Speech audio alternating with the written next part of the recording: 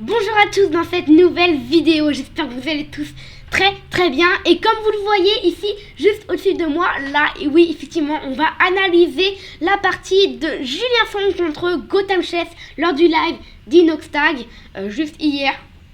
Ou non, enfin genre il y a quelques jours quoi. Donc c'est parti, j'espère que vous allez aimer cette vidéo. Donc là, Julien Song a les blancs et Gotham Chess a les noirs. C'est parti, D4 joué par Julien Song. Donc premièrement, D4 ça m'a pas du tout impressionné hein. Je me suis dit ok, D4 forcément c'est Julien Song. Gotham Chess qui répond ici par G6 et là je me suis dit oulala, ça balance déjà. G6 en fait, Gotham Chess je le regarde pas. Simplement parce qu'il est anglais et donc moi ça tilte pas. Parce que moi voilà je préfère regarder les français bien sûr. Et donc je connais pas sa préparation et donc j'ai dit ça m'a plutôt impressionné du premier abord. Donc là cavalier F6, cavalier F3, fou G7 et là C4 balancé par Julien Song. Donc pour l'instant ok ça va. F5 E3, donc F5 déjà je me suis dit oula il y a un problème. Parce qu'en fait je me suis dit déjà la ligne ici, c'est pas qu'elle est un peu... mais en fait, j'avais peur de cavalier H4 pour Gotham Chess. Cavalier H4, si Gotham Chess il fait rien, en fait, j'ai peur des trucs qui peuvent arriver comme ça, par exemple. Bon, faut vraiment que Gotham Chess fasse rien, mais par exemple, ça. Et quand le roi arrive, j'avais peur des trucs du genre... Parce que ça peut devenir vraiment très embêtant pour ici Gotham Chess. Donc je me suis dit, peut-être que ça va devenir dangereux pour lui ici. Mais bon, ok, Julien Song qui prend pas de risque. E3, cavalier F6. Et là, B4. Surprise totale, c'est le meilleur coup. Et pourtant, je pensais pas du tout que Julien Song allait faire ça. Je pensais que genre, il aurait développé KFC3, fou des deux. Développer son fou, développer sa dame et faire petit rock tranquillou. Mais non, B4, ok. D6, fou B2, ça développe. E5. Fou E2, il veut pas prendre Julien Song. Et là, E4. Et oui, E4 attaque le cavalier de Julien Song. Donc moi, à sa place, j'aurais fait exactement pareil. J'aurais mis là. Même si ça bloque un peu le cavalier. Heureusement le cavalier, il a encore cette case C3. Case C6. Et justement, quand on parle du loup, on en voit la queue, effectivement. On parle de la case C3. Et bim, un cavalier s'y installe. D5. Et là, comme vous le voyez ici sur l'échiquier, A4 a été joué par le Julien Song. Là j'étais ultra impressionné. Je me suis dit oulala, A4 t'es sûr de toi Julien Song? Parce que là quand même A4 faut vraiment être sûr de soi pour essayer de faire les 5. C'est vraiment dangereux parce qu'en fait il y a des coups de dame, il y a des coups de pion, il y a des coups de cavalier qui peuvent arriver. Mais au fil du temps, quand j'ai vu la partie s'évoluer, je me suis dit, ah bah oui, c'est pas si bête que ça. Parce que quand on y regarde là, les deux rois sont en sécurité. Les deux camps ici ne s'affrontent pas trop. Gotham comme Julien Song ne prennent pas trop de risques non plus. Ok, G5, une petite imprécision de jouer de la part de Gotham Chess. x3, très bien joué. Ça, ce coup, je l'adore, x3. Parce qu'en fait, le fou, déjà, il était pas terrible sur cette case-là. Enfin, ouais, il est en B2, il est pas terrible du tout même. Enfin, faut qu'il y ait le bloc. Si le cavalier s'en va, le pion le bloque. Si le pion bloque, bah, il peut toujours pas rayonner parce qu'il y a le cavalier qui bloque. Et ensuite, le fou. Bref, il n'y a pas trop de choses à faire là-dessus. Donc c'est pour ça qu'il a joué x3. Attaque ici la tour. Donc premièrement, son fou, c'est un mauvais fou. Il le déplace sur une bonne case. Et en plus, il gagne un point sur la tour. Donc en fait, c'est comme si il a un mauvais fou. Et direct, il a un bon fou. Sans que l'adversaire n'ait pu jouer quoi que ce soit. Parce que là, il a joué un coup de tour. Donc ça sert un peu à rien. Enfin maintenant, ça sert à protéger sa tour. Mais bon. Tour F7. F3. Et là, les hostilités commencent ici. Quand Gotham Chess commence à jouer F4, très bien joué de sa part. Donc là, moi, j'aurais joué pion prend. J'aurais joué pion prend, mais c'est en regardant un peu l'analyse. J'aurais joué pion prend, moi. Et après pion prend, j'aurais joué pion prend. Voilà ce qui serait passé.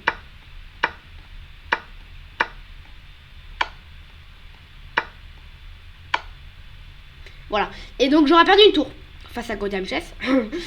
C'est exactement ça en plus. Mais Jason a joué autrement, lui. Il a joué pion prend E4. Très fort. Pion prend E4. Si pion prend, il avance. C'est ce qu'il a fait d'ailleurs.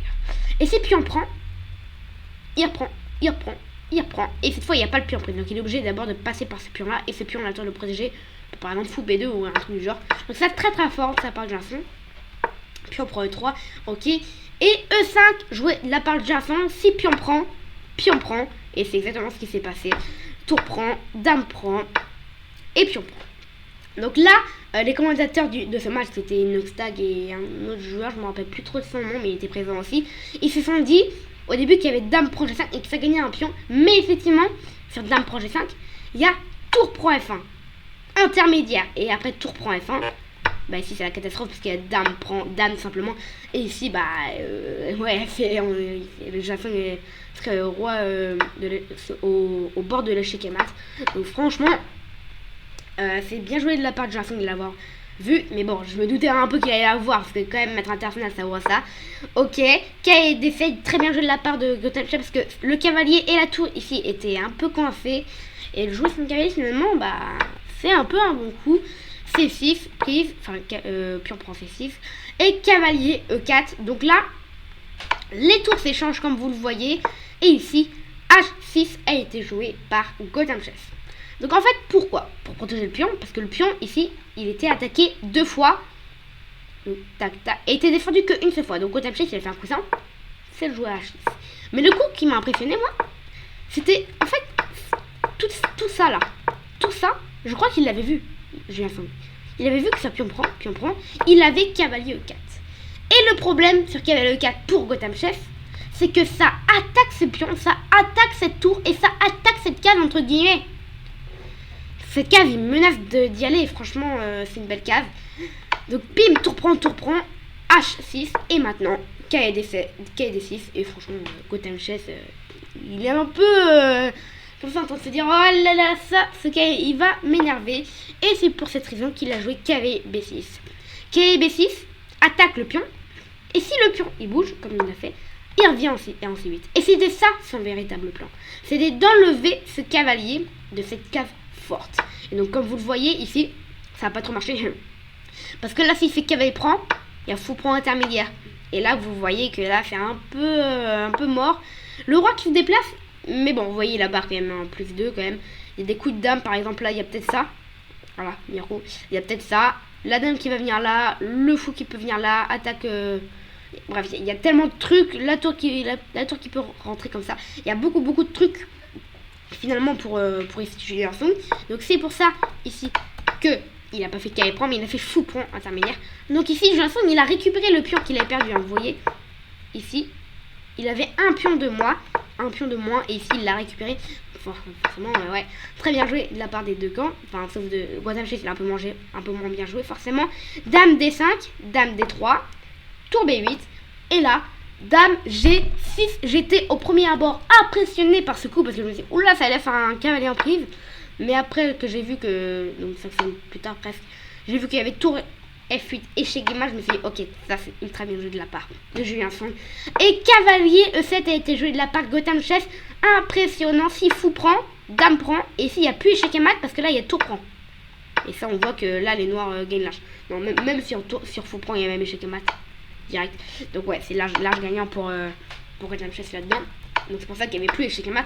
Donc fou prend, c'était peut-être pas une si bonne idée que ça. Donc c'est pour ça que Julien Song, il a préféré jouer dame D6. Dame D6 propose l'échange de dame. Et si dame prend, et bah dame prend tour. Et là c'est gagnant. C'est gagnant. Parce que là le roi il bouge.